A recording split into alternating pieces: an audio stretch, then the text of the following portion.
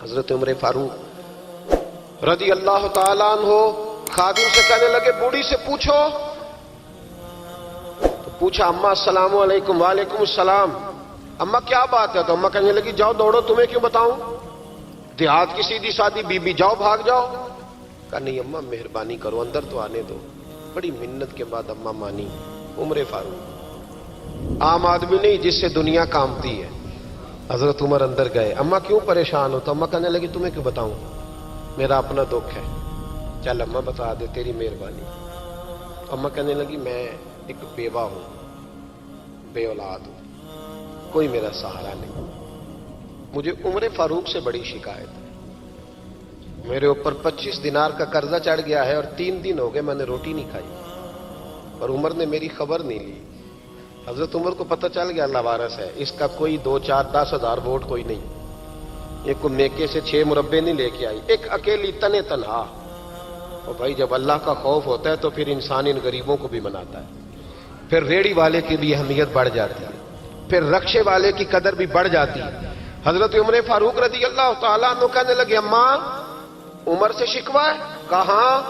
جناب عمر کہتے ہیں میں نے ایک جملہ کہا تو اماں نے تو مجھے لاجواب کر دیا. میں نے کہا اماں عمر کو کیا پتا کہ تو بھوکی ہے اور مقروض ہے, اسے کیا خبر؟ تو اماں کہنے لگی کیا کہا تم نے؟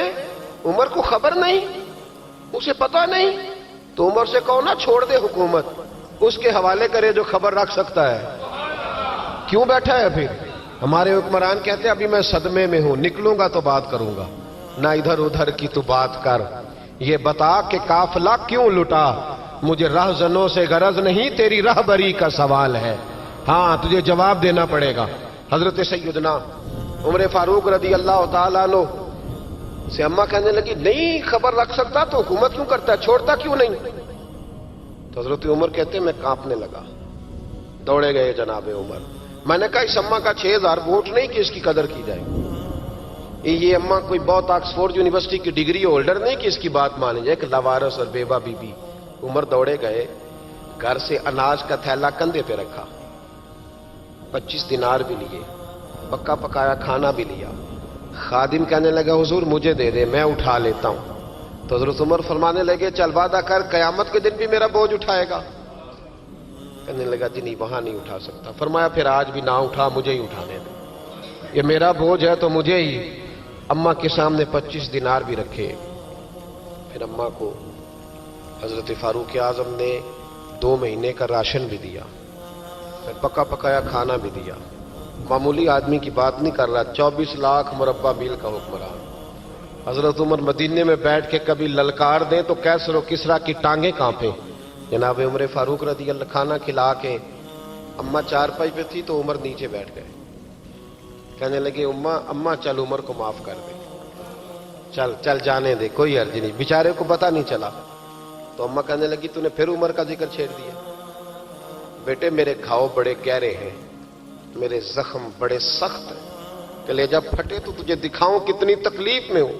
میں تو پکا ہوا پھال ہوں, کسی وقت بھی دنیا سے چلی جاؤں گی. میں نے عمر کو معاف نہیں کرنا. جب میں قبر میں جاؤں گی نا, نبی کریم علیہ السلام آئیں گے تو میں عمر کی شکایت کروں گی. میں کہوں گی حضور اس سے پوچھئے یا رسول اللہ بیوہ اور بوڑھی کا خیال ہی نہیں کیا. تو آپ کے غلام کہتے ہیں میں نے عمر کو کبھی اتنا روتے نہیں دیکھا جتنا آج روئے. کہنے لگے اماں عمر کو میں جانتا ہوں وہ کمزور ہے, یہ شکایت نہ لگانا, وہ کمزور ہے, مقابلہ نہیں کر سکے گا, یہ شکایت نہ لگانا, چل معاف کر دے. تو اماں کہنے لگی اچھا تو مجھے کچھ اچھا لگتا ہے, جا تیری خاطر عمر کو معاف کیا, تو پیارا لگا ہے, جا معاف کیا, تیری خاطر معاف کیا, تیری خاطر عمر کو معاف کیا. حضرت عمر فاروق کہنے لگے مجھے لکھ کے دو. کون اتنے جتن کرتا ہے, کون؟ کسی سے کہنا جا اپنی اماں کو منا لے, تو کہتے ہیں نہیں میری غلطی کوئی نہیں تو مناؤں کس بات پہ, ہمیں تو 20 دلیلیں آتی ہیں. جا ابا کے پیر پکڑ لے. پتہ ہے نبی پاک علیہ السلام نے فرمایا جس کا باپ راضی ہوگا اسی کا اللہ راضی ہوگا, اور جس کا باپ ناراض ہوگا وہ سارا دن وظیفے پڑھے, اس کا اللہ راضی. یہ ابو داؤد شریف کی حدیث ہے. نا جی بڑی مہربانی, پیسے نہ لائیے گا آپ. اب بات سنیں, وہ بھی میں سمیٹنے کی طرف آ رہا ہوں, ختم کر رہا ہوں, آپ میری بات پہ توجہ رکھیں. عزیز بھائی, نبی کریم صلی اللہ تعالی علیہ وسلم نے جو اپنے غلاموں کی تربیت کی تو حضرت عمر فاروق کہنے لگے لکھ کے دو. लिख दो। तो अम्मा कहने लगी आप लिखे मैं साइन कर देती हूं। आप लिख दे मैं साइन करती हूं। हजरत उमर ने लिखा फुला बिनते फुला को उमर से शिकायत थी। फिर उन्होंने उमर को माफ कर दिया। अम्मा साइन करने ही लगी थी, साइन करने ही लगी थी कि मौला अली शेर खुदा आ गए, हजरत अब्दुल्ला इब्ने मसूद आ गए। ओहो उमर यहां बैठे हुए हो, मैं सारे मदीने में तलाश कर रहा था, यहां बैठे हो, वो कुछ लोग मिलने आए, निकलो। अम्मा ने सुना कि ये उमर थे तो अम्मा उठ के खड़ी हो गई। आय हाय उमर थे, आप उमर थे? तो जनाब उमर कहने लगे अम्मा तूने जो कहा ठीक कहा, लेकिन अपने वादे पे कायम रहा, ये जरा साइन कर दे। अम्मा ने साइन किए तो हजरत उमर फारूक फरमाने लगे अली आ गए हो तो बतौर गवाह तुम भी दस्तखत कर दो। अब्दुल्ला इब्ने मसूद तुम भी बतौर गवाह दस्त। जब साइन हुए तो जनाब उमर ने रुक्का लपेटा और मौला अली शेर खुदा से फरमाने लगे अली ये रख लो, मुझे लगता है मैं तुमसे पहले दुनिया से जाऊंगा, और जब मैं पर्दा कर जाऊं ना तो ये रुक्का मेरे कफन में रख देना। अगर हुजूर अलैहिस्सलाम ने पूछा ना मेरी उम्मत के साथ क्या सलूक करके आए हो, तो रुक्का निकाल के कहूंगा या रसूलल्लाह एक बूढ़ी नाराज थी मैं उसे भी राजी करके आया, हुजूर ये मैं राजी। भाई जब तक हम अल्लाह से नहीं डरते मुआशरा इस्लाह पजीर नहीं हो सकता। हजरत उमर फारूक रदी अल्लाह तआला अन्हु ना बाहर वालों का भी बड़ा सख्त हिसाब करते थे। बड़ा एक गवर्नर साहब ने लिबास बड़ा शानदार पहनना शुरू कर दिया था तो हजरत उमर ने उतरवा के ना तो उन्हें टाट का लिबास पहना के तो ऊंट चराने की ड्यूटी दे दी थी। इतना सख्त एहतसाब करते। कसाई की दुकान पर भी 1-2 घंटे खड़े होते थे। जो आदमी मुसलसल 2 दिन गोश्त खरीदता था ना, फरमाते थे इसका टैक्स बढ़ा दो, लोगों को दाल नहीं मिल रही और ये रोज गोश्त खाता है। हजरत फारूक आजम उसको जजिया कहा जाता था या कुछ और मामलात होते थे बढ़ा देते थे। मुसलसल जो 2 दिन आदमी गोश्त खाता था फरमाते थे मदीने में गुर्बत है, अगर ये वाला निजाम तुम करोगे तो गरीब लोग किसकी तरफ देखेंगे। लेकिन उससे ज्यादा बढ़कर जो उनकी जिंदगी का म्यार और स्टेटस था वो ये था कि अपने घर का खास ख्याल रखते, खास तवज्जो करते। मुल्क शाम से और ईरान से कुछ लोग आपकी खिदमत में आए तो वहां से कुछ कनीजें भी आईं। उनके बादशाह पैगाम लेके शाह ईरान की कनीज को मलका ने कहा कि ना हजरत उमर की जौजा को देख के आना जरा किस तरह की है। हमारे मुल्क में क्या कहते हैं खातूने अव्वल जी, खातूने बाकी सारे दोनों में खातूने अव्वल, जरा खातूने अव्वल को देख के आना। तो वो जब आई ना घर में मिलने तो कहा कि मुझे मेरी मलका ने कहा था कि उमर की जौजा से अहलिया से मुलाकात करके आना। तो हजरत उमर की अहलिया ने ना एक जोड़ा कपड़ों का दे दिया मलका के लिए और एक खुशबू की शीशी दे दी। अब जब वो तोहफे वहां भेज गए तो उस मलका ने ना कुछ सोने का सामान भेजा, कुछ जेवरात भेजे, कुछ तहाइफ भेजे। जब हजरत उमर के घर आए ना वो खादिम लेके आया, उसने कहा जी आपकी अहलिया ने तोहफे भेजे थे। तो जवाब में शाह ईरान की बीवी ने यहाँ जिस मुल्क का वो सफीर था उन्होंने भी ये भेजे। तो हजरत उमर फारूक ना वो तोहफे लेके घर गए तो जाके कहने लगे अपनी अहलिया से ये तू कब से तोहफे तहाइफ भेजने लग गई है, ये कब से निजाम शुरू हो गया। तो कहा हुजूर तोहफा देना लेना तो ठीक है, सुन्नत है, मोहब्बत बढ़ती है, तो ये कोई कबाहत नहीं, और मैंने अपनी जाती इस्तेमाल के लिए जो चीजें रखी थी वो मैंने दी हैं। तो हज़रत उमर फारूक रदी अल्लाह तआला अन्हु फरमाने लगे हमने किसी मुल्क के साथ और उसके बादशाह के साथ जाती ताल्लुक नहीं बनाना, ताल्लुक जो भी बनेगा रसूलुल्लाह के दीन की बरकत से बनेगा। जाती रिश्ते नहीं हमने कायम करने। जाती आपके मुल्क की जो एयरलाइन जिसका हर साल खसारे का ढंढोरा पीटा जाता है ना, वो हमारे बादशाह साहब और सदर साहब अगर गैर मुल्कियों को घोड़ा कभी भेजना हो ना, घोड़ा, तो पूरा एक जहाज घोड़ा लेके तोहफे में जाता है, पूरा जहाज गरीब कौम का ये सरमाया। और कौम बड़ी बादशाह है, लाइनों में लाके वोट देती है। 2 काम हमेशा लाइन में लाके करने, एक बिल लाइन में लाके जमा कराना है और एक वोट लाइन में लाके, ताकि फिर पूरे 5 साल लाइन में ही लगे रहें। मर्जी से आप वोट देना, पर जो बात दुरुस्त है उसको सुनो। हजरत उमर फारूक रदी अल्लाह तआला अन्हु ने अपनी अहलिया से पूछा कितने का था वो तेरा जोड़ा और खुशबू की शीशी? उन्होंने कहा 3 दिनार की। फरमाया ये 3 दिनार तेरे और बाकी जो तोहफे आए हैं वो तू खुद कह, क्योंकि उसने तेरे नाम भेजे हैं। तू कह कि मैं माले गनीमत में देती हूं, तू कह मैं मुसलमानों को कह تو زوجہ ہنس پڑی, کہنے لگی میں نہ بھی کہوں تو مجھے کہنا تو پڑے گا ہی, کہنا تو میں نے ہے ہی, کیونکہ سامنے عمر فاروق ہے, لہذا پھر میں کہہ دیتی ہوں میں نے دیا خزانے کو. حضرت عمر نے جمع کرا لیا. میں یہ کیا بات ہو, میرے گھر والے جو مرضی کریں, ان کا معیار زندگی جس طرح کا مرضی ہو. اور حضرت عمر ایک جملہ کہا کرتے تھے, اللہ کرے کہ یہ باتیں اس دور حاضر میں ہماری سمجھ میں آئیں. حضرت عمر فاروق رضی اللہ تعالیٰ عنہ اپنے بچوں کو فرمایا کرتے تھے کہ بہت آدمی کو بھوک لگی ہو نا, اور پھر اس کی پسند کا کھانا پکا ہو, تو اتنے شوق سے وہ اس کھانے کو دیکھتا ہے نا, فرمایا اس طرح پوری قوم اپنے بادشاہوں کے خاندان کو دیکھتی ہے, اس تیزی کے ساتھ دیکھتے ہیں کہ ان کے گھر میں کیا ہو رہا ہے, ان کا معیار زندگی کیا ہے, ان کا سٹیٹس کیا ہے. سیدنا فاروق اعظم رضی اللہ تعالی عنہ نے اپنے گھر کے اندر اپنے بچوں, آپ کے بچے دونوں کاروبار کے لیے مصر گئے, تو وہاں کے گورنر صاحب نے لوگوں سے, ایک بہت بڑا قافلہ گیا مدینے سے مصر تجارت کے لیے, جاتے ہیں نا آج بھی قافلے کئی ملکوں میں, تو یہ گئے تجارت کے لیے. تو حضرت عبداللہ ابن عمر, حضرت عبید اللہ ابن عمر, حضرت عمر کے دونوں بیٹے گئے. جناب عمر فاروق کے بچے جب وہاں پہنچے تو مصر کے گورنر نے نا لوگوں کو تعارف کرایا کہ یہ عمر فاروق کے بیٹے ہیں. یہ حضرت, یہ چودھری کے بیٹے کو کون بتاتا ہے کہ تو چودھری کا بیٹا ہے؟ باہر والے بتاتے ہیں, گھر والے جی. اور سیٹھ صاحب کے بیٹے کو کون بتاتا ہے کہ تو سیٹھ صاحب کا بیٹا ہے؟ اور مالک کو کون بتاتا ہے کہ تو مالک کا بیٹا ہے اور یہ کرایہ دار ہے؟ یہ کون بتاتا ہے؟ یہ سوچ ہم دیتے ہیں بچوں کو. چودھری اور کمی کی سوچ, امیر اور غریب کی سوچ, مالک اور کرایہ دار کی سوچ, گھر کے مالک کی اور کام کرنے والے کی سوچ, یہ ہم دیتے ہیں. یاد رکھنا, یہ ہم دیتے ہیں, یہ ہمارا مزاج ہے, یہ باہر سے نہیں آتی. تو کوئی شہزادہ ہے, تو سیٹھ ہے, تو نواب ہے, یہ سوچ باہر سے نہیں آتی. یہ اماں سوچ دیتی ہے, اماں, یہ ابا سوچ دیتا ہے. اور پھر جب تباہی اترتی ہے تو اس کے ذمہ دار بھی باہر والے نہیں ہوتے, گھر والے ہوتے ہیں. گھر والے, ہمارے بچوں کی طبیعتوں پر زیادہ نقش باہر والوں کا نہیں ہوتا, گھر والوں کا ہوتا ہے. یاد رکھیے گا. حضرت عمر فاروق رضی اللہ, بچے ہیں, شہزادے ہیں, وہ کاروبار کرنے گئے اور وہاں لوگوں نے بتایا گورنر صاحب نے کہ یہ فاروق اعظم کے بچے, امیر المومنین کے. لوگوں نے ان سے زیادہ مال خریدا, تجارت میں زیادہ نفع ہوا. ظاہر ہے کہ وہ آپ کے جو اللہ خیر کرے حکمران ہیں, ان کے کاروبار کتنے ملکوں میں ہیں, کس بنیاد پر ہیں؟ وہ صرف اس بنیاد پر کہ وہ حکمران رہے, ان کے لیے آسان تھا بڑے لوگوں سے تعلقات بنانا. حضرت عمر فاروق رضی اللہ تعالیٰ عنہ کے بچے ڈھیروں مال کما کے جب واپس آئے نا, تو حضرت عمر سے آ کے بچوں نے بطور محبت کا, ابا جی اللہ نے بڑا ہی فضل کیا ہے, بڑا مال کمایا الحمدللہ, یہ دیکھیں کتنا نوازا ہے. تو حضرت عمر کہنے لگے سارے قافلے نے اتنا ہی کمایا ہے, سارے قافلے نے اتنا ہی کمایا ہے؟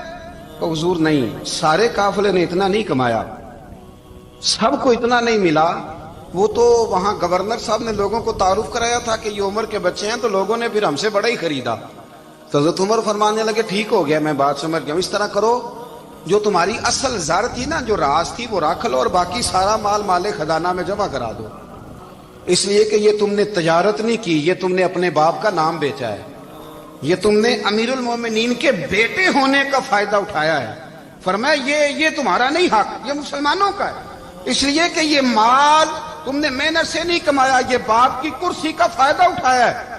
اور فرمایا اگر تم نے مال جمع نہ کرایا تو میں مال بھی لے لوں گا زبردستی, اور کوڑے بھی ماروں گا, ڈبل سزا دوں گا. مرضی سے جمع کراؤ گے تو کوڑوں سے بچ جاؤ گے. بڑے بیٹے نے تو جمع کرا دیا, تو چھوٹا تھوڑا پریشان ہوا. تو حضرت عبداللہ ابن عمر چھوٹے کا ماتھا چوم کے کہنے لگے بیٹے چپ کر کے جمع کرا, یہاں بھی فخر کر کے ہم عمر کے بیٹے ہیں, اور قیامت میں بھی فخر کریں گے کہ ہم فاروق اعظم کے بیٹے ہیں. یہاں بھی ناز کریں گے اور وہاں بھی ناز کریں گے کہ عمر کے بچے ہیں. ہمارے باپ نے خود بھی حلال ہی کھایا ہے, اور جب ہماری کمانے کی باری آئی ہے تو ہمیں حکم بھی حلال کھانے کا دیا. بھائی ہمارا مزاج نہیں. بچہ جب لے کے آتا ہے 2 لاکھ روپیہ تو کبھی پوچھا کہاں سے آیا ہے؟ جب وہ پہلے دن غلط دوستوں کے پاس جا کے بیٹھتا ہے تو کبھی نکالا ہے گھر سے اسے؟ یہ بہت سارے خمیازے ہمیں اس لیے بھگتنے پڑتے ہیں کہ ہم ابتدا میں سوراخ بند نہیں کرتے، جب اس میں شگاف پڑ جاتا ہے، سیلاب آتا ہے تو ہمیں ہوش آتی ہے۔ حضرت عمر نے اپنے گھر میں نگرانی رکھی، کڑی نگرانی۔ زیادہ نماز گھر میں پڑھتے تھے حضرت عمر، نفلی نمازیں زیادہ کیوں بلا؟ بھائی یاد رکھیں کہ آپ نے اگر سجدہ کرنا ہے تو بچہ لیٹ جائے گا، وہ اسے پتا کوئی نہیں سجدہ کیا ہے۔ لیکن جب گھر میں کبھی قرآن ابا جی کھول لئی نا، جب ابا جی کا موڈ بن جائے نا لیکچر دینے کا، وہ گھر میں شروع ہو جاتے ہیں، کہتے ہیں آپ لوگ نماز نہیں پڑھتے اس لیے میرے کاروبار میں برکت کوئی نہیں، تم سویرے قرآن پاک نہیں کھولتے تو میں تباہ ہو گیا۔ تو میاں آپ نے کب گھر میں قرآن پاک کھولا تھا؟ آپ نے کب نماز پڑھی؟ آپ نے کب گھر کے اندر اللہ رسول کا ذکر کیا تھا؟ آپ نے کب حدیث چھیڑی؟ آپ نے بھی تو گھر کے اندر جب بھی آپ آئے ہیں تو آپ نے وہی کچھ کیا جو دنیا دار کرتے ہیں۔ آپ بھی تو اپنا موبائل لے کے الگ کونے میں بیٹھ گئے۔ آپ نے بھی تو کہا ہے کہ اب تمہارے چینل ختم، اب میری مرضی والا چلے گا۔ تو جو آپ نے کیا ہے بچے بھی وہی کام کریں گے۔ آپ نے بھی گپ شپ لگائی ہے تو وہ بھی لگا رہے ہیں۔ یہ سمجھ لیں جو کام آپ کریں گے آپ اپنے بچوں کی سیرت میں اس کا جلوہ دیکھ لیں گے۔ بڑی پکی سی بات ہے کہ آپ کو بچے کی عادتیں دیکھ کے سمجھ آ جائے گی کہ میں بھی یہی کرتا تھا اور یہ بھی۔ حضرت عمر فاروق رضی اللہ تعالیٰ عنہ وصال فرما گئے تو آپ کے وصال کے بعد حضرت عثمان غنی رضی اللہ تعالیٰ عنہ نے آپ کی ایک بیوہ سے نکاح کیا، حضرت عمر کی ایک بیوہ سے۔ جب وہ آپ کے نکاح میں آئی تو کہنے لگی حضرت عثمان غنی سے کہ حضور نہ تو میں خوبصورت ہوں اور نہ میں جوان ہوں، نہ آپ کی کوئی خدمت کر سکتی ہوں، میرے ساتھ نکاح کرنا سمجھ میں نہیں آیا۔ کیا شاندار جواب دیا حضرت عثمان غنی نے، کیا خوبصورت جواب دیا۔ فرمانے لگے میں نے اس لیے نکاح نہیں کیا کہ مجھے تمہارے حسن سے دلچسپی تھی یا تمہاری خدمت کی ضرورت تھی، میں نے تو اس لیے نکاح کیا ہے کہ مجھے بتاؤ عمر فاروق گھر کے اندر اپنے رب کی عبادت کس طرح کرتے تھے، وہ قرآن پاک کس طرح پڑھتے تھے، وہ رویا کیسے کرتے تھے، استغفار کا طریقہ کیا، کس وقت کس انداز میں وہ اپنے رب کو یاد کرتے تھے۔ اس لیے کہ عمر کئی دفعہ گھر سے آتا تھا تو میں اس کے چہرے پر نور دیکھا کرتا تھا، میں روشنی دیکھتا تھا، ایک معیار دیکھتا تھا۔ نکاح اس لیے کیا ہے کہ مجھے عمر کی جو گھر کے اندر کی عبادت ہے اس سے آگاہ کرو، تاکہ عثمان غنی بھی چاہتے ہیں اس طرح کے عمل کرو جس طرح کہ عمر فاروق کر کے گئے۔ بھائی جب تک ہم اپنے گھر میں وہ توجہ نہیں دیں گے، وہ مزاج دیکھیں نا، ہمارے گھروں میں جب نقشہ پاس ہوتا ہے تو ٹی وی لان بھی اس میں ہوتا ہے، ڈرائنگ روم بھی ہوتا ہے، نماز کی جگہ بھی ہوتی ہے نقشے میں۔ صحابہ جب گھر بناتے تھے تو ایک مسجد بیت کا نقشہ پاس کرتے تھے، ذہن میں رکھتے تھے کہ یہ کونا نماز کے لیے، وہاں جوتے لے کے کوئی نہیں جائے گا، وہاں نماز پڑھی جاتی تھی، عورتیں وہاں اعتکاف کرتی۔ ٹی وی لان تو آ گیا ہے اور گھر کے اندر ٹی وی رکھنے کے لیے تو ایک کمرہ الگ سے بنا دیا گیا ہے، اور اب جو نئے نقشے پاس ہو رہے ہیں اس کے اندر گھروں کے اندر جگہ بنائی گئی ہے جہاں کمپیوٹر رکھے جائیں، اور بچوں کے لیے وائرنگ ہوگی نیچے تاکہ انہیں کوئی مشکل درپیش نہ ہو۔ یہ ساری چیزیں ہم نے نہانے کے لیے گھروں کے اندر اتنے بڑے واش روم بنائے ہیں کہ لگتا یہ ہے کہ سوائے نہانے کے اور کام ہی نہیں کوئی گھر میں ہوگا، ہر چیز آ گئی۔ پر اللہ کرے کوئی تفسیر بھی ٹیبل پہ پڑی نظر آئے، کوئی حدیث کی کتاب بھی ٹیبل پہ پڑی نظر آئے۔ اللہ کرے کہ جس طرح ابا لطیفہ سن کے آتا ہے تو جب تک سنا نہ لے اسے ہضم نہیں ہوتا، اللہ کرے کہ وہ جمعے میں بیان سن کے جائے تو اس کا بھی دل کرے میں اپنے بچوں کو سناؤں۔ وہ نبی پاک کی کوئی حدیث کہیں سے سنے تو گھر جا کے سنائے۔ جب تک یہ معیار نہیں بنتا آپ کیسے توقع کرتے ہیں کہ گھر کے اندر اللہ کی رحمتیں نازل ہوں گی؟ آپ یہ کیسے توقع کرتے ہیں کہ گھر کے اندر وہ معیار اور وہ مزاج بنے گا؟ حضرت عمر فاروق نے ذاتی زندگی پر جو توجہ دی، گھر والوں کے معیار پر جو توجہ دی حضرت عمر فاروق رضی اللہ تعالیٰ عنہ نے، وہ بھی بڑی دیدنی ہے۔ حضرت ابو موسیٰ اشعری کو نا آپ نے وزیر خزانہ بنایا، وزیر خزانہ۔ تو حضرت ابو موسیٰ اشعری کہتے ہیں کہ حضرت عمر کو شے خزانے میں رہنے تو دیتے نہیں تھے۔ تو ایک دن میں صفائی کر رہا تھا اس کمرے کی جس میں خزانہ رہتا تھا۔ ہمارے تو ملک میں جو جاتا ہے وہ صفائی کر کے ہی جاتا ہے، اللہ خیر کرے۔ اور خیر معیار بدلتا ہے، جو پچھلی حکومت ہوتی ہے وہ قرضہ اٹھاتی ہے، وہ باہر سے جاتی ہے تو قرضہ لے کے آتی، اور جو نہیں آتی ہے وہ کہتی ہے ہمیں پیکج مل گیا ہے، وہ قرضہ نہیں اٹھاتے۔ ان کو کیا ملتا ہے؟ یعنی پچھلی نے قرضہ لیا تھا اور ہم نے، واہ جی واہ کیا خوبصورت انداز ہے، اس کا نام بدل کے نا، انہوں نے قرضہ لیا تھا اور ہم نے، میں کہا بڑے شاندار سیانے بندے ہو گئی۔ اور اللہ تعالیٰ خیر فرمائے، ہمارے جو بڑے شاندار قسم کے دوست ہیں نا، شاندار، جن کا ہم ادب سے نام لیتے ہیں، وہ عرب کے بادشاہ ہیں۔ ہم تو عرب خالی کہتے بھی نہیں، عرب شریف کہتے ہیں، عرب شریف۔ انہوں نے پتہ کیا کیا ہے؟ انہوں نے اس طرح کیا ہے کہ جو کشمیریوں کا قاتل تھا نا، اس کے گلے میں میڈل ڈال دیا ہے۔ یہی کام وہ کرتے رہتے۔ انہوں نے پہلے انہیں بلا کے مندر بھی بنوائے تھے، ہمیں کوئی شکوہ نہیں، ان کی زمین ہے، اللہ تعالیٰ توفیق عطا کرنے والا ہے، پر خیال یہ تھا کہ چلو کشمیریوں کے زخموں پر نمک نہ چھڑکتے، 2 مہینے انتظار کر لیتے، کچھ حالات سنور جاتے، کچھ تھوڑا انتظار۔ ہیں ہمارے دوست، ہمارے وزیر اعظم صاحب جب جاتے ہیں تو وہ پھولوں کا ہار ڈالتے ہیں ہمارے دوست، لیکن انہیں وہ حدیث یاد نہیں کہ نبی پاک علیہ السلام نے فرمایا جب میرے مومن کو تکلیف ہوتی ہے تو مجھے بھی گنبد خضرا میں تکلیف ہوتی ہے۔ انہیں نہ کشمیریوں کا خون یاد نہیں آیا، انہیں برہان وانی کی کٹی ہوئی لاش یاد نہیں آئی، انہیں 30,000 بیوہ عورتیں 30,000 بیوہ عورتیں یاد نہیں آئی، 30,000 بیوہ عورتیں جن کے سہاگ اجڑ گئے، اور انہیں 1.25 لاکھ یتیم بچہ یاد نہیں آیا جو یتیمی کی زندگی گزار رہا ہے، اور اس کے باوجود بہت بڑے ذمہ دار ہے وہ۔ مجھے پڑھ لینے دو آج احمد فراز کا شعر، وہ ہمارے مکتب کوئی ایسا نہیں کہ وہ مولوی تھا، وہ غیر جانبدار تھا، پر مجھے آج پڑھ لینے دو اس کا شعر، ایک کلیجے کا درد ہے، پڑھ لینے دو۔ اس نے کہا تھا کہ پڑھتا ہوں تو کہتی ہے یہ خالق کی کتاب ہے، مثل یہودی یہ سعودی بھی عذاب، اس قوم کے بارے میں کیا لکھوں فراز، کعبے کی کمائی سے جو پیتے ہیں شراب، کعبے کی کمائی سے جو پیتے ہیں شراب، اس قوم کے بارے میں کیا لکھوں فراز، کہ کعبے کی کمائی سے جو پیتے ہیں شراب۔ میں خیال نہیں آیا تمہارا صرف دین یہ ہے کہ قبریں گرا دو، مزارات گرا دو، فقط یہ دین ہے؟ کوئی نبی پاک کے روزے کی طرف منہ کرے تو اسے مشرک کہو، یہ دین ہے؟ اس کا نام مذہب رکھا ہے تم نے؟ مذہب تو اس کا نام ہے کہ جو رسول اللہ کا نام لینے والا ہے وہ ہمارا یار ہے، اور جو نبی پاک کا نام لینے والا نہیں، ہمارا اس سے کوئی تعلق، یہ دین ہے۔ حضرت عمر فاروق کی سیرت سنا رہا ہوں، حضرت عمر کی۔ حضرت ابو موسیٰ اشعری نے ایک عیسائی کو منشی رکھا تھا، اکاؤنٹ آفیسر حضرت ابو موسیٰ اشعری نے۔ تو حضرت عمر فاروق بول پڑے، کہنے لگے تمہیں مسلمان کوئی نہیں ملا تھا؟ کلمہ گو نہیں تمہیں نظر آئے؟ کشمیریوں کی لاشیں نظر نہیں آتی؟ ان کا خون بہ رہا ہے، تباہی اتر رہی ہے، اور تم قاتل کو گولڈ میڈل پہنا رہے ہو؟ اور یاد رکھنا، جب مسلمانوں کی بچیاں روندی جاتی ہوں نا تو پھر اسلام امن کا درس نہیں دیتا، پھر اسلام جہاد کی بات کرتا ہے، پھر اسلام جہاد کی بات کرتا ہے، جہاد کی۔ وہ قومیں غیرت مند نہیں ہوتی کہ جن کے گھروں میں آگ لگی ہو اور وہ غیروں کو ہار پہناتی پھرے۔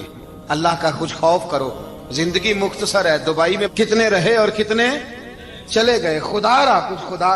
تم سے اچھے تو وہ نیو یارک کے رائٹر ہیں جو کم از کم اپنے کالموں میں کشمیر کی بات کرتے ہیں، تم سے اچھا برطانیہ کا وہ شخص ہے جو کم از کم BBC لندن پہ رپورٹ جاری کرتا ہے تو کہتا ہے کشمیر پہ ظلم ہو رہا ہے، تم سے تو وہ اچھے رہ گئے۔ تم نے بات کرنا تو دور کی بات، تم نے دشمنوں کے گلے میں ہار پہنانے شروع کر دیے۔ کل جب پوچھیں گے بلا کے تم کو اپنے سامنے، کیا جواب جرم دو گے تم خدا کے سامنے؟ بڑی تکلیف ہوئی، بڑی تکلیف ہوئی۔ وہ نا منصور حلاج کو پھانسی دی جا رہی تھی، تو حضرت جنید بغدادی بھی آ کے دیکھنے لگے، تو منصور حلاج کہنے لگے بابا سارا زمانہ دیکھے پر تو نہ دیکھ، سارا زمانہ تماشا دیکھے انہیں تو پتہ کوئی نہیں نا، تو نہ دیکھ۔ عرب شریف والو، ٹرمپ اسے انعام دیتا تو تکلیف کوئی نہیں تھی، ملکہ وکٹوریا اسے انعام دیتی تو تکلیف کوئی نہیں تھی، پر تم تو نہ ایسا کرتے، تم تو اپنے تھے، تم تو کلمہ گو تھے، تم تو یہ ظلم نہ کرتے، تم تو یہ حرکت نہ کرتے۔ میں کہتا ہوں ٹھہر ہی جاتے، جانا نہیں دنیا سے، اللہ کے حضور حاضر نہیں ہونا۔ جب رسول اللہ قبر میں آئیں گے تو کیا جواب دو گے؟ خدا را، حضور نے فرمایا تھا گناہ روک نہیں سکتے تو دل میں ہی برا جان لو، ذالک اضعف الایمان، یہ کمزور ایمان ہے، کم از کم اتنی حد تک تو آ جاؤ، دشمن سے گلے تو نہ ملو۔ خدا را سمجھے، ہمارا پہلا تعارف یہ ہے کہ ہم رسول اللہ کے غلام ہیں۔ اقبال نے کہا تھا وطن کا بت نہ بنانا، وطن کو بت نہ بنانا۔ اقبال کہنے لگے ان تازہ خداؤں میں بڑا سب سے وطن ہے، جو پیرہن اس کا ہے وہ مذہب کا کفن ہے، اس لیے کہ بازو تیرا توحید کی قوت سے قوی ہے۔ اسلام تیرا دیس ہے، اسلام تیرا دیس ہے، کیونکہ تو مصطفی ہے، تو نبی پاک والا ہے، مصطفیٰ والا۔ اسلام تیرا دیس ہے، تو مصطفی ہے۔ امریکہ میں جو مسلمان رہتا ہے ہمارا بھائی ہے، اور پاکستان میں جو مرزائی رہتا ہے اس سے ہمارا کوئی تعلق نہیں ہے۔ حضرت عثمان غنی نے اپنے چچا کے بیٹے سے کہا تھا کہ تو کلمہ نہیں پڑھتا تو تیرا میرا رشتہ کوئی نہیں۔ بلال حبش سے آیا ہے پر میرے نبی کا غلام ہے تو سگے بھائیوں سے بھی آگے ہے۔ ہزاروں قومیں وجود میں آئیں دہر میں خشک و تر کے رشتے سے، پر ہم نے بنیاد دوستی رکھی یاد خیر البشر کے رشتے سے۔ اپنی ملت پر قیاس اقوام مغرب سے نہ کر، خاص ہے ترکیب میں قوم رسول ہاشم۔ کچھ خیال کرے، پہلا تعارف دین ہے، اگر دین نہیں تو پھر کسی وطن کی کوئی ضرورت۔ اس لیے کہ پاکستان کا تصور اقبال نے پیش کیا نا، تو اقبال کہنے لگے ان تازہ خداؤں میں بڑا سب سے وطن ہے جس کو تم بت بنا کے پوجتے ہو۔ ہمارا وطن تو ہمیں جان سے زیادہ پیارا ہے، پر پہلے پاکستان نہیں، پہلے اسلام، پہلے اسلام تیرا دیس ہے، تو مصطفی ہے۔ تو آمدام برسر مطلب حضرت عمر فاروق رضی اللہ تعالی عنہ، حضرت سیدنا ابو موسیٰ اشعری کہتے ہیں کہ میں نے نا صفائی کی، مال غنیمت کی میں نے صفائی کی، تو ایک دینار مجھے نا کہیں پڑا ہوا مل گیا، تو فرماتے ہمیں اجازت ہوتی تھی کہ ایک آدھ دینار ہم اپنی مرضی سے کہیں خرچ کر سکتے۔ تو حضرت عمر کے بیٹا گزر رہا تھا، تو حضرت ابو موسیٰ اشعری کہتے ہیں میں نے صفائی کی تو ایک دینار نکلا، تو میں نے وہ ایک دینار نا حضرت عمر کے بیٹے کو دے دیا۔ میں نے کہا لو بیٹا اپنے چچا کی طرف سے تحفہ۔ تو گھر جا کے انہوں نے حضرت عمر کو بتایا کہ چچا نے پیسے دیے ہیں، چھوٹے بچے تھے۔ حضرت عمر نے حضرت ابو موسیٰ اشعری کو بلا لیا اور بلا کے فرمانے لگے میں تو تمہیں اپنا دوست جانتا تھا اور تو نے میری اولاد کو ہی دنیا دار بنانا شروع کر دیا، میرے بچوں کو ہی تم نے دنیا دار پیسوں پہ لگانا شروع کر دیا، میں تو تمہیں یار سمجھتا تھا۔ فرمایا تمہیں چاہیے تھا میرے بیٹے کو نصیحت کرتے کہ بیٹا پیسوں سے رب راضی نہیں ہوتا، اس کی رضا والے کام کیے جائیں تو رب راضی ہوتا ہے۔ اور فرمایا تمہیں کوئی اور گھر نہیں ملا تھا تباہ کرنے کے لیے، میرا ہی گھر ملا تھا، اٹھاؤ اپنا دینار اور خبردار آج کے بعد میرے بچوں کے ساتھ یہ والی نیکی نہ کرنا۔ اور ہمارا کیا سٹیٹس ہے، دوستی ہے یہ اس سے جو تحفے زیادہ دے، جو بچوں کو خراب کرنے میں مدد زیادہ کرے اس کے ساتھ یہ رہنا۔ حضرت عمر نے گھر پہ اور سب سے بڑھ کر اپنی ذات پہ توجہ کی۔ حضرت ابو مالک رضی اللہ تعالیٰ عنہ کہتے ہیں میں عمر کے پیچھے پیچھے ایک باغ میں گیا، اکثر اس باغ میں جایا کرتے تھے، اور عمر جا کے نا تو درخت کے نیچے بیٹھ گئے اور فرمانے لگے او امیر المومنین اللہ سے ڈر جا، ورنہ جس رب نے حکومت دی ہے وہ عذاب بھی بڑا دے گا، ڈر جا رب سے۔ کبھی ساری زندگی حضرت عمر نے اپنا کوئی تعارف نہیں کرایا، کبھی نہیں۔ ایک بندے نے آپ کے سامنے تعریف کر دی آپ کی تو فرمانے لگے تو خود بھی ہلاک ہوا اور مجھے بھی ہلاک کر دیا، کیا ضرورت پڑی ہے میری تعریفیں کرنے کی، اتنی دیر میری تعریف میں لگائی، اللہ کا ذکر کرتا رب تجھے ثواب دیتا، حضور پہ درود پڑھتا تو رب تیرے اوپر رحمتیں نازل کرتا، کس چکر میں ہے؟ آج جتنا اچھی کوئی خوشامد کرے اتنی اچھی وزارت ملتی ہے، جتنی اچھی اس کو جو ہے وہ چاپلوسی کرنی آیا درجہ بھی اسے اتنا ہی اچھا ملتا ہے۔ حضرت عمر فاروق رضی اللہ تعالیٰ عنہ آپ کے بیٹے کہتے ہیں، صاحب فتوح الشام نے لکھا ہے، آپ کے صاحبزادے کہتے ہیں میں نکلا تو میرے ابا جی نا اپنی پشت پر مشکیزہ رکھ کے کنویں سے پانی بھر کے آ رہے، میں دوڑ کے آگے گیا، میں نے کہا ابا جی مجھے دے دے۔ فرمانے لگے بیٹا تیرا کیا خیال ہے، کوئی اور نہیں تھا مشکیزہ بھر کے لانے کے لیے، تیرا کیا خیال ہے؟ کہا ابا جی بڑے لوگ تھے پر آپ کیوں اٹھا رہے ہیں؟ فرمانے لگے نفس نا ذرا میرا بڑا ہو گیا تھا، اسے ذرا ذلیل کر رہا ہوں، ذرا اپنا محاسبہ کر رہا ہوں، یہ مجھے کہہ رہا تھا تو بڑی چیز ہے، تو میں نا ابھی مشکیزہ گھر رکھ کے آؤں گا، پھر تیری ماں نے مجھے کہا ہے کہ گھر میں لکڑیاں کوئی نہیں جلانے کے لیے، پھر میں جنگل سے لکڑیاں کاٹ کے لاؤں گا، اب میں امیر المومنین بن کے نا تو میرا نفس تھوڑا بڑا ہو گیا۔ اب یقین کریں ہمارا ہاضمہ خراب ہو جاتا ہے جب تک ہمارا تعارف صحیح نہ ہو، ہمارا تعارف ٹھیک نہ ہو، میں یہ ہوتا ہوں میں وہ ہوتا ہوں، چھوڑ مٹی دیں تے مٹی رہنا ہی، مٹی دیں تے مٹی دیں تے مٹی رہنا ہی، ایویں کادی بلے بلے اج مٹی دے اتے بندیا تے کل مٹی دے تھلے، مٹی دیں تے मिट्टी रहने कादी बल्ले, मुझे पूछ लो, मुझे जान लो, मेरा नाम ले लो, मैं भी आया हूं, मैं भी होता हूं, मेरा भी ये तज़किरा है। मैं बदकार पुराना खादम, किसे दर मिली न ढोई, ये ते वासफ यार ने नजर जो की थी ते वासफ वासफ ही हुई। ये तो बड़ी बात की बात है, तो बात की बात है साहब, वरना मन नानम के मन नानम, जो हम हैं उसका हमें पता तो है ना भाई। कभी भी ये जो जात का चक्कर है ना, मैं भी हूं, मुझे भी, ओ भाई याद रखो मैं कौन हूं। ये जो नाम नमूद और ये ख्वाहिशें और ये जो वकार, ये तो कमजोर लोगों का तरीका है। जिसको अपना तारुफ कराना पड़ गया, उससे भी ज्यादा कमजोर कोई है। फोटो में दिखाता फिरता है फलाने के साथ फोटो, फलाने, तो कमजोर बंदे ये काम करते। हजरत उमर फारूक, अल्लाह अकबर, हजरत उमर जैसा बंदा, 24 लाख मुरब्बा मील का हुक्मरान, और शाह रूम को खत लिख के कहता है मैं मिन्नत नहीं करता, मैं हुक्म देता हूं। ना तगड़ा बंदा। जंगे कादसिया के लिए हजरत साद बिन नबी वकास को भेजा, फतुह शाम पढ़ के देखें। हजरत उमर बड़े परेशान हैं, इतने दिन हो गए कोई रिपोर्ट ही नहीं आई। अब तो मोबाइल है ना, तो एक एक मिनट की रिपोर्ट लें आप, बल्कि आप एक एक मिनट की फोटो लें आप, रिपोर्ट तो दूर रह गई। हजरत उमर फारूक रदी अल्लाह ताला अन्हु बड़े परेशान है कि कादसिया में हजरत साद बिन नबी वकास के साथ लोग जिहाद करने गए, रिपोर्ट कोई नहीं आ रही। इतने परेशान थे कि बाहर निकल के ना उस रास्ते पे बैठ जाते जो रास्ता कादसिया की तरफ से आता था। उस जो भी आता जाता पूछते जंग के क्या हालात हैं। उधर जब अल्लाह ने फतह दे दी ना, तो हजरत साद बिन नबी वकास रदी अल्लाह ताला अन्हु ने एक कासिद को खत दे के भेजा, कहने लगे उमर के पास जाओ, उन्हें इत्तला दो कि अल्हम्दुलिल्लाह अल्लाह ने इस्लाम को फतह अता कर दी। ये हजरत उमर को जाके देना। वो बड़े परेशान होंगे। वो जो उस जमाने में इस तरह होता था कि कई दूर दूर से सहाबा जो दूसरे शहरों के मुल्कों के रहने वाले होते थे, वो भी आके शामिल हो जाते थे जिहाद में। कोई एक दफा मदीने आया, कोई 2 दफा आया, फिर अपने अपने इलाकों में। बहुत सारे लोगों ने ज्यादा दफा हजरत उमर को देखा भी नहीं था। वो जो कासद खत लेके आया था ना, उसने एक आध दफा देखा था, हजरत उमर बूढ़े हो गए, वो पहचानता नहीं था। मेरी बात की समझ आ रही है आप हजरात? उधर से वो खत लेके आ गया। हजरत उमर मदीने से बाहर निकल के उस रोड पे बैठे थे जो कादसिया से आता था। जब उस आदमी को आते देखा तो हजरत उमर उठ के खड़े हो गए, फरमाने लगे कादसिया से आ रहे हो? वो क्या कहता है? फटे पुराने कपड़े, टूटे हुए जूते, सर पे पुरानी पगड़ी। कहने लगे गुलाम मदीने के रहने वाले हो? हजरत उमर कहने लगे हाँ मदीने का हूं। कहा मैं कादसिया से आया हूं, अल्हम्दुलिल्लाह अल्लाह ने इस्लाम को फतह दे दी है, अल्हम्दुलिल्लाह कुफर की कमर टूट गई है। उसने ये बात करके तो घोड़े को एड़ी लगाई, घोड़ा दौड़ने लगा मदीने के। हजरत उमर भी साथ साथ दौड़ रहे हैं। फरमाने लगे अच्छा बताओ खालिद बिन वलीद का क्या हाल है? थोड़ा आगे जाके फरमाने लगे उसामा बिन जैद कैसे है? वो कहते ठीक है। फिर उसने और घोड़ा, उमर साथ साथ दौड़ रहे हैं, साथ साथ। 24 लाख मुरब्बा मील का हुक्मरान, एक जूता पैर से निकल गया, उमर दौड़ रहे हैं।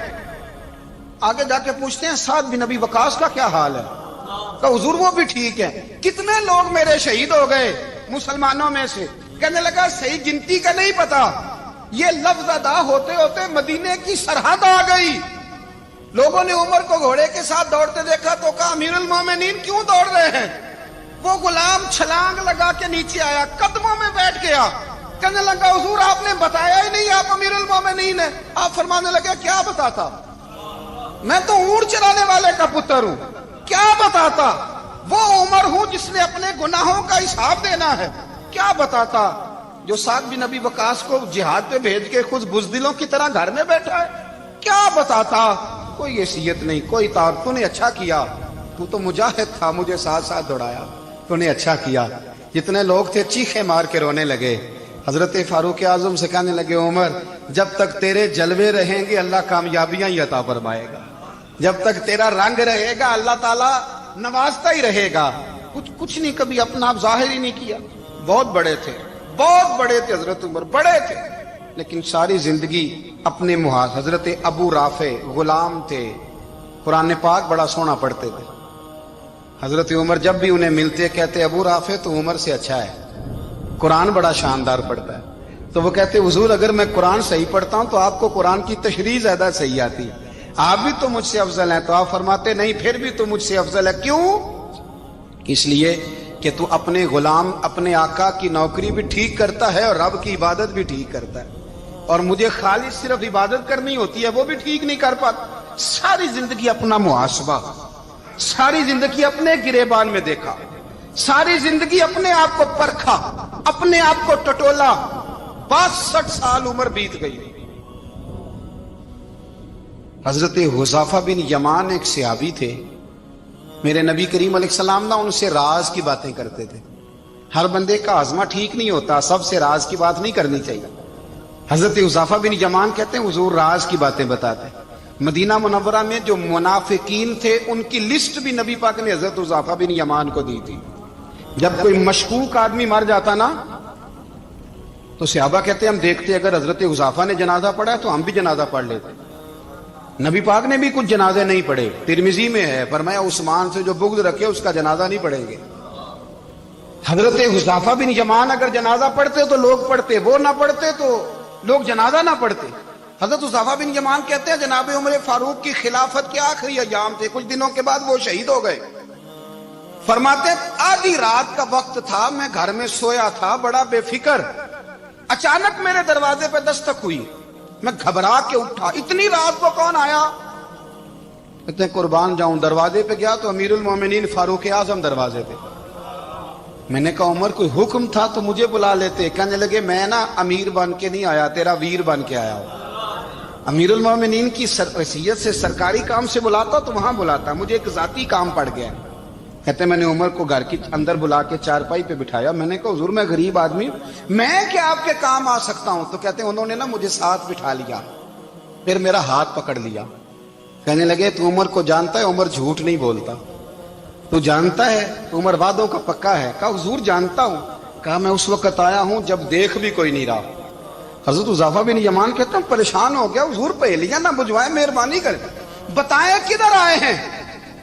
حضرت عمر فاروق فرمانے لگے 62 سال کا ہو گیا ہوں, 63 میں چل رہا ہے, داڑھی سفید ہو گئی ہے, ال پک گیا, اٹھ فریدا ستیا, داڑھی آ گئی پور, اگا نیڑے آ گئی, پیچھا رہ گئی دور. اب نا اب قبر اشر کا معاملہ صاف نظر آنے لگا ہے. کہا حضور مجھ سے کیا چاہتے ہیں؟ حضرت عمر رو پڑے. کہنے لگے آج میں عشاء کے بعد نکلا ہوں تو نبی پاک کے صحابہ مجھے نیک کہہ رہے تھے. پھر میں نے بچوں کی ماں سے اور بچوں سے بھی پوچھا ہے, وہ بھی مجھ سے راضی ہیں.